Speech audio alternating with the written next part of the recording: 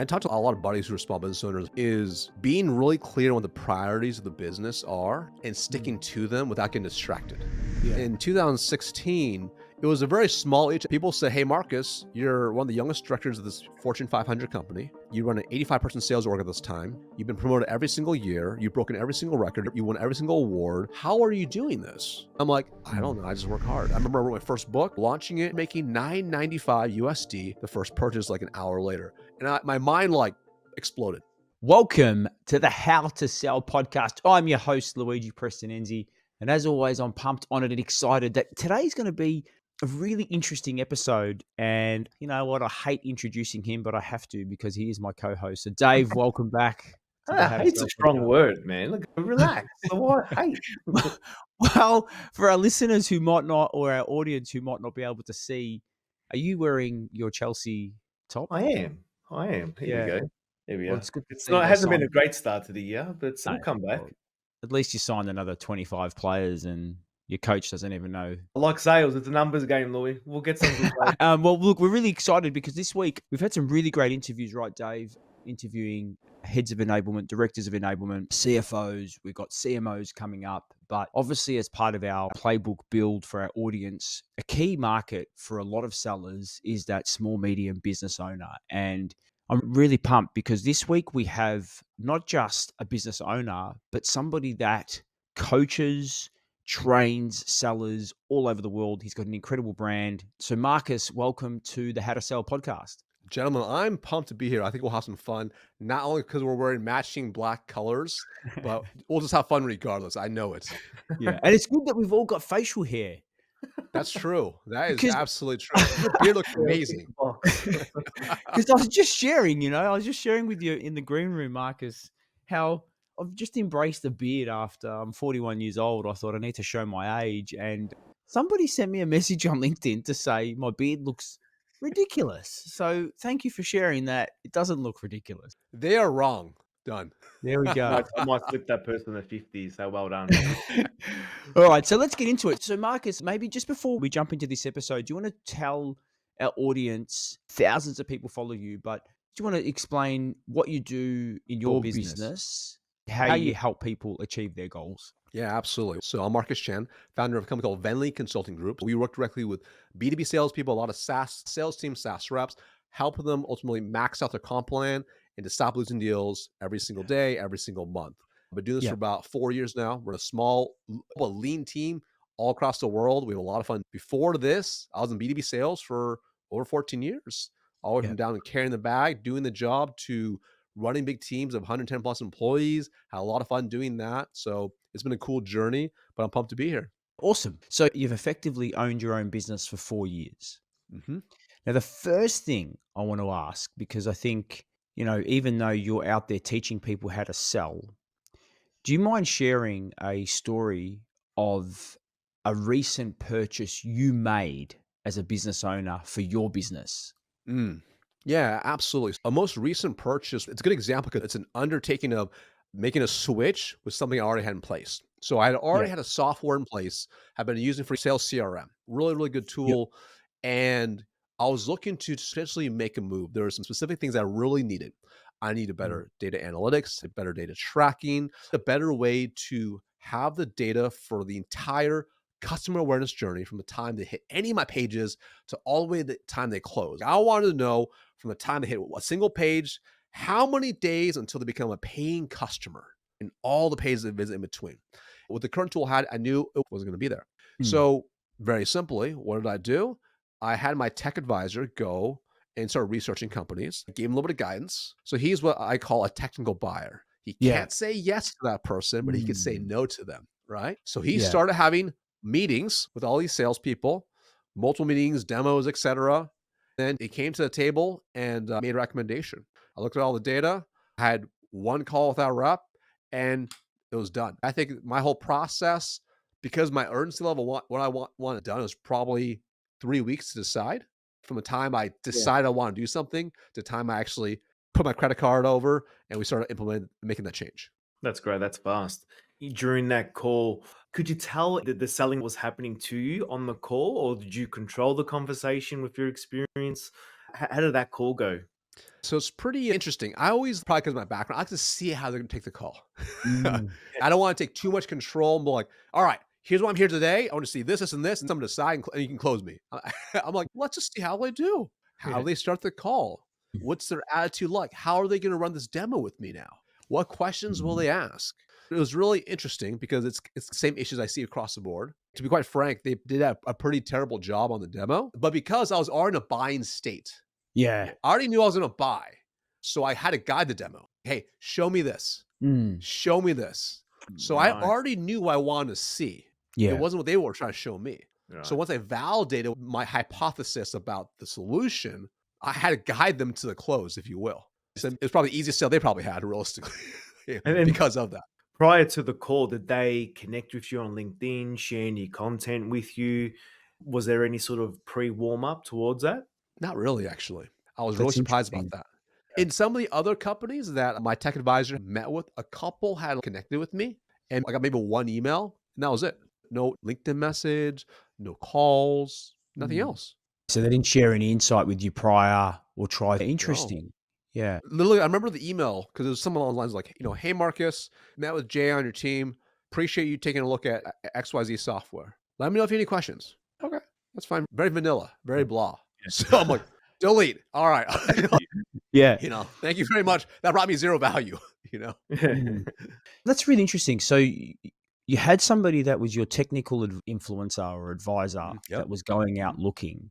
They went Mhm. to look, but none of those vendors were Nope. proactive to reach out to you Right. to say, "Hey, here's some insight. These are some things that people are doing, etc." Mhm. And then when they got to the actual call, obviously they went into demo, but do you mind sharing what did their discovery look like? There wasn't really much of a discovery. And this is where I think a lot of salespeople don't understand that discovery, it was a step, it's a phase.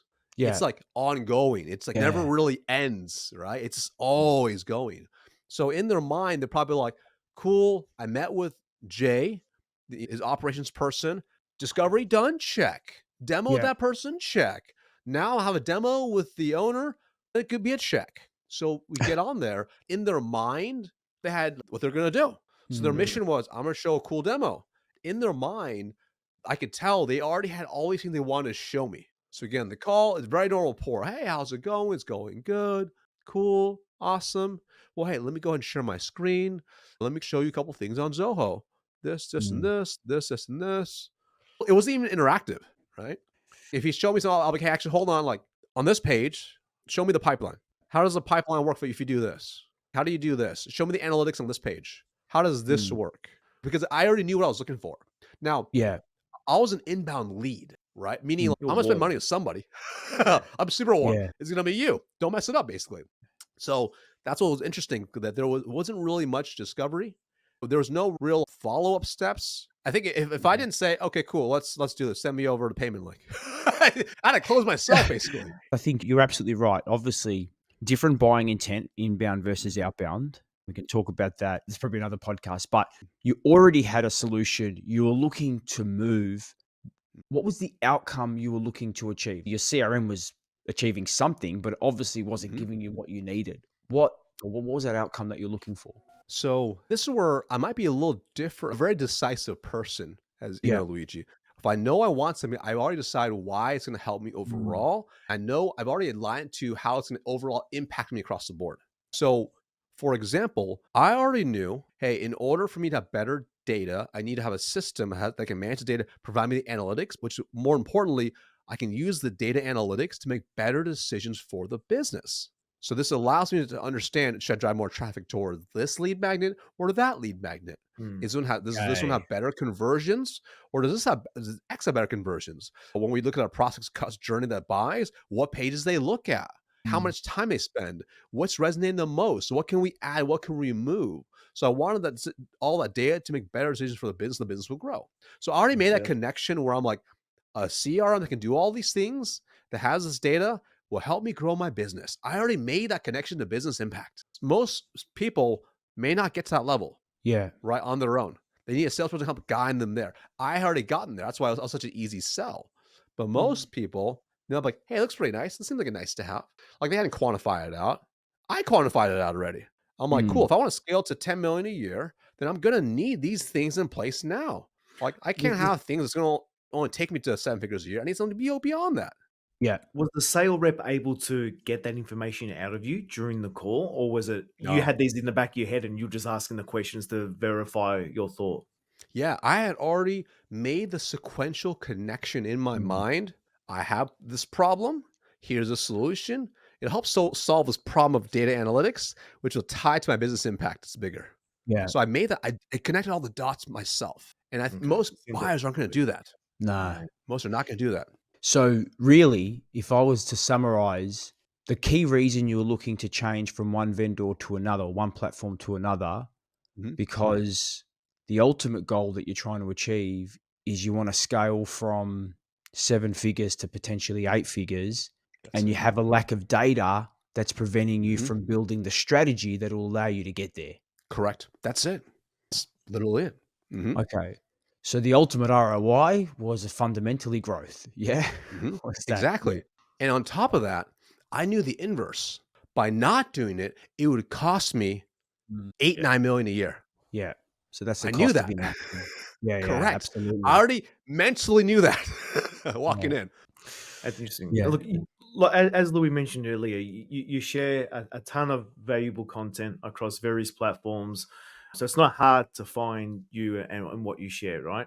But was that seller prepared? Did they reference anything that you spoke about or any of the No, content you pushed out there and blend that into the conversation at all?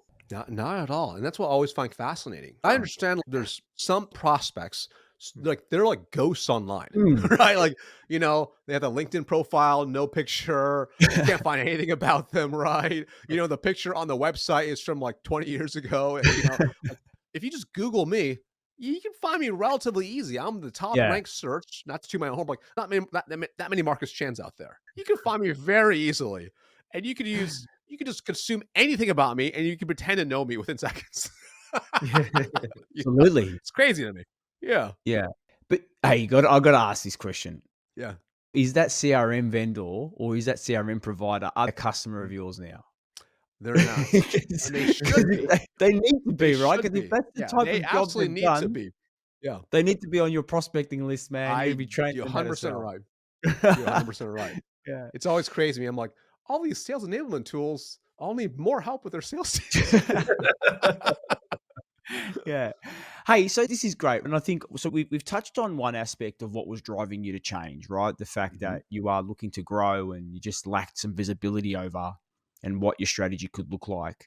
But I'd love to understand as a business owner, because obviously running a corporate P&L with tens of millions of dollars is very different to running a P&L with, Mhm. six, Correct. seven, even 8 figures, right? Right. Mhm. But if you're looking from a business owner's perspective, what are some of the key challenges that you experience in your role? So it's interesting. I can actually speak from the vantage point because I used to run a 9-figure P&L, right? Yeah. So before in my corporate life, and I can speak even Yeah. from a small business owner, and you just have different headaches, Yeah. right? And also because I was working in a corporate environment, there's different pressure. So which would like to speak about a small business owner or from a corporate environment? I can talk about either I'd one. love to hear from a small business owner because they're very different. I mean, Yeah. when I ran my sales team and when it wasn't my money that I was playing with, so I could hire. If the hire didn't go Yeah. to plan, Yeah. it's bad, but it's not my cash that I was burning. Hmm. But as a business Yeah. owner, if we make a wrong decision, it could Hmm. stunt our growth for a period of time. Bad decision could Hmm. destroy the company. Correct. It's a completely 100%. different operating and pressure because it's also my own Hmm. money, right? 100%. I think some of the challenges, and I talked to a lot of buddies who are small business owners, I talked to a lot of small businesses, is being really clear on what the priorities of the business are and Mm. sticking to them without getting distracted. Because Yeah. when you own your own business, you're always getting pulled so many different ways, and you're always like trying to block the noise out and be focused. So Mm. it's being clear on the priorities are for the business. And then ultimately making sure every decision you make is aligned to those priorities, whether it's intentional or unintentional. And I would even argue potentially at a bigger level, it's the same thing. You get different worries and concerns, but you also know, as you mentioned, one bad decision has a way Mm. different impact on small business. It could cripple Yeah. the business, it could shut the business down, it could stunt it. But the one right decision can pay long term dividends as well because it goes in inverse. Mm. So It's why it's always so key to be really clear on what your priorities are, and some small businesses have no idea. Yeah. I'm always intrigued in this. I've been a business owner for pretty much all my life, very similar to Luigi.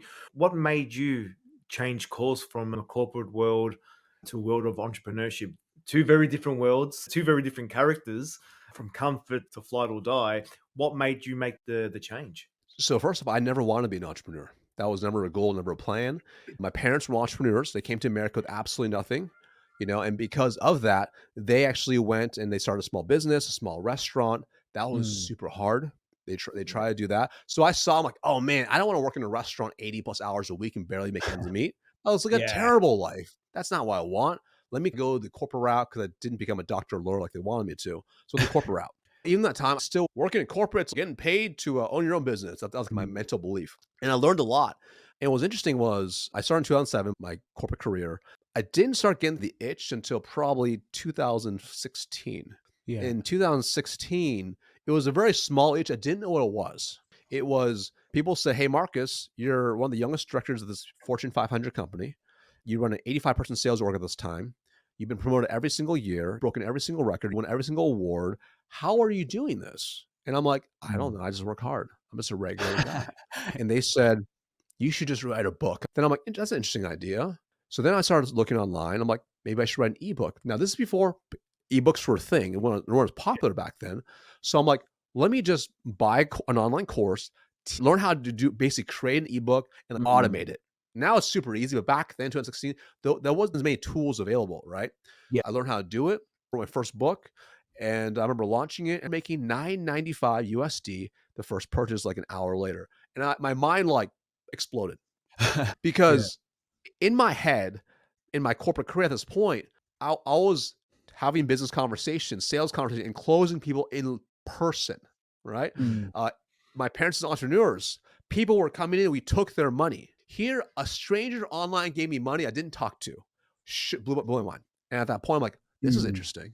Honestly, you can't leave for 995. So what else could I build? And then I Mm. learned about online courses. And this is before everyone knew about online courses. So Mm. I bought another program, learn how to build an online course, automate everything. And then I remember it took me 2 years to build out because I was still in a hotel room about 100 nights a year, traveling nonstop.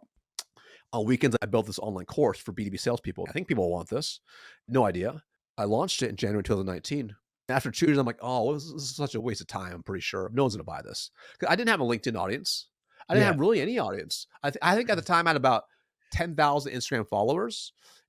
Instagram has been for me, right? And I'm like, let me just kind of put a post out there and see what happens. I woke up, made $2,000 overnight. I'm like, oh, this is different. $2,000 much better, much better. And I saw the opportunity because my corporate career for well over a decade. I'm like, what else do I want to do? And I got to this Yeah. point where I felt like I could do more. It was Mm. this itch. Even though I had a really good reputation, I'm still in their training videos to this day. But I knew I could do more beyond the company. And I felt like I was getting tied by a leash. Mm. I Mm. couldn't fully do what impact more people. So then I Mm. was strategic about it because I got a lot of equity as part of my comp. I had time and out. I had President's Club doesn't happen in the summertime that year. I knew my stocks was going to vest. So I kind of timed all these kind of big events. And then I went Yeah. all in September 19, 2019. And I'm like, this is it. I went all in on just do my own thing. And that Yeah. was my leap. Now it's been almost 4 years. It's crazy. What was that feeling like that day that you walked out the door and it was day one in your business? So first thing I did was I deleted Outlook on my phone. My account completely opened up because I was on calls all the time. And then it was the oh shit moment. What did I just do? At this point, my friends and family, all they saw was like, here I was wearing fancy suits and I'm flying around corporate jets, doing cool things, big sales team. I'm always posting pictures of me doing all these cool things. I'm always at President's Club. They're like, he's got a great life. Yeah. Like, did he just throw that all away for what? Some little coaching business? Some little startup business? Is that Mm. the right move? So I got a lot of Yeah. critique, a lot of haters for sure. And I had people that were second guessing me, questioning me. And it was interesting. Last company I was there for almost 9 years. A lot of people closed the door to me. You start seeing who your real supporters are. See who are the Absolutely. supporters and who are the reporters. The people who report on you and think you're doing bad. Yeah. So there was that oh shit moment right after. And then I was like, let's get to work. And then the next 2 weeks, I'm like grinding, I'm busting my tail, working super hard. And it was interesting because I worked for 2 weeks and my wife said, how's it going? because she had been kind of give me a little space. And I said, "Oh, it's been amazing. It's been absolutely incredible." And she's like, "Cool. What have you been up to?" I have no idea. And I realized for 2 weeks, I had no idea what I was doing. I had no plan as an entrepreneur because you have no semblance of structure anymore. It's all Yeah. you. I had all the structure before, but as a creation of what I'd done and the system was already in place to now, Yep. it was white space. So Mm. it was a pretty interesting time. But fortunately, I put a plan together and got to work. And I think you've just shared so many nuggets of gold, because I think for a lot of sellers, this is where they need to be looking. If they're prospecting into that business owner and it's early days, they're not going to have all those systems and processes built. They're going to Oh, have gaps, right? This is where that research for me is fundamental. I correct. know by looking at your profile, you have a system in place. So it would Mhm. be remiss of me if I'm selling to you to talk about systems and processes because you've already got that. I wouldn't be talking about Right. establish. I may be talking about optimizing, right? But I Correct. just want to go back a step because you mentioned tied by a leash. And Mhm. one thing that I love about the content that you share, you bring your personal aspect. You show family photos, what you're doing with your time outside of work. How important was the decision to build a lifestyle business to actually have freedom? Because obviously the corporate world, yeah, Mhm. it happened to me, man. It's why I left, Yeah. right? Oh, yeah. Was making great money, but Mhm. I was limited in time. How important was that in your decision to move from a corporate to starting your own thing? Oh, it was huge, and I'll share exactly the moments that it hit me. So we had a kid Yep. in January 2017, and I'm traveling all the time, and it's going good, and my wife works full time, but there was always this guilt because I was traveling Yeah. during the week. So I felt like I was letting her down as a husband. I was just being a Yeah. good dad. I let my kid down. That already felt bad. But then Mm. we started uncovering that my kid has all these food allergies. So as he started getting a little Yeah. bit older, 6 months, or feeding him food, he'd have a reaction. My wife would have to rush to the hospital or go in the emergency vehicle to go to the hospital. And here I am stuck in some city. So if I had to get on a plane, it'd be another 4 hours just to get back. So there's Mm. something like a guilt. I take over and stuff, but still, it wouldn't alleviate that, right? Mm. And that really bothered me. I wanted to be a lifestyle business because there was things I was missing. I knew I couldn't do pickups to Yeah. school, drop offs to school, any type of school thing that I have, even though he was really young at the time. I couldn't do those things. Oh, I hope it's on a Friday while I'm in town. So Mm. when I started my business, it was cool. But the exact moment it really hit me, this was the right decision. I remember it was about 1 month after. So it was end of October. And at Yep. this point, my kid's pretty young. He's like 2.5 years old at this point. And I remember normally he falls, gets hurt, runs him up. And at that moment, it made sense because I was like, kids like moms. That's probably what it is. That's a story I told myself. But Yep. that moment in October, he fell, he started crying. He ran to me. And I realized at that point, because I had been home for the last 4 to 6 weeks, every single day, Yeah. we had a different bond. I was deep, different level because I was actually there. That's Mm. when I was like, that was the right move. I'm so glad I did it. Now I could actually be the dad I want to be the husband I want to be, and have zero restrictions as long as I can build this life and fight through the hard parts of being an Mm. entrepreneur. Yeah, boom. That's Well, not just powerful, but I think, again, for a lot of people that start their own business, that was my motivation. I needed that freedom and flexibility. And if we tie that back to you buying a CRM, potentially there could be a connection to say you're not getting what you need is actually pulling you back into the business and you want to pull Correct. yourself out of the business. That's 100%. that's why I always like to ask. I try to find that out. But mate, look, we could be literally talking for another hour of Marcus, yeah, because 20 whenever I hours talk to you, of man, I get so connected. I just want to say, mate, before we wrap up, thank you, man. Your contribution you make to our community is incredible, and we will drop in our show notes where you can find Marcus. He drops content pretty much, I think, every day. Do you do 7 days a week on it? Yeah, 7 days a week, typically 12 pieces of content a week. We're about to ramp it to 19 a week. I We're do one a we're day, scale man. we're I do. we're scaling up, baby. We're scaling up. Dave, we're gonna have to increase our content just to keep up with Marcus. But mate, I Yeah, just man. want to say, Dang. Marcus, The flywheel. thanks. Honestly, I say this with a lot of gratitude because there are pieces of content that you share that get me it stops me. And especially that one that Mm, you shared recently with your young man, and it really appreciate stopped that. me. And I'm like, you know what, Mm, he's right. Yeah.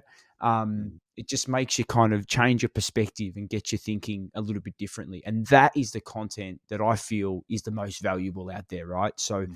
thanks for Thank you what you so do for our much. community, man. Thanks for being on our podcast. Dave, do you want to say anything before we move into the next segment? Nah, thank you so much, Marcus. I reckon probably your hardest sale, being similar cultures to Luigi and I, is how did you sell this to your mum and dad when you're going from the corporate world to an entrepreneur? But we'll maybe save that for another episode. We'll say I'll show all the proof you done build up, so I'll tell you later. The biggest sale of your life. Oh, oh yeah. Oh yeah, next to selling the wife. Thank you, mate. Thank you so much.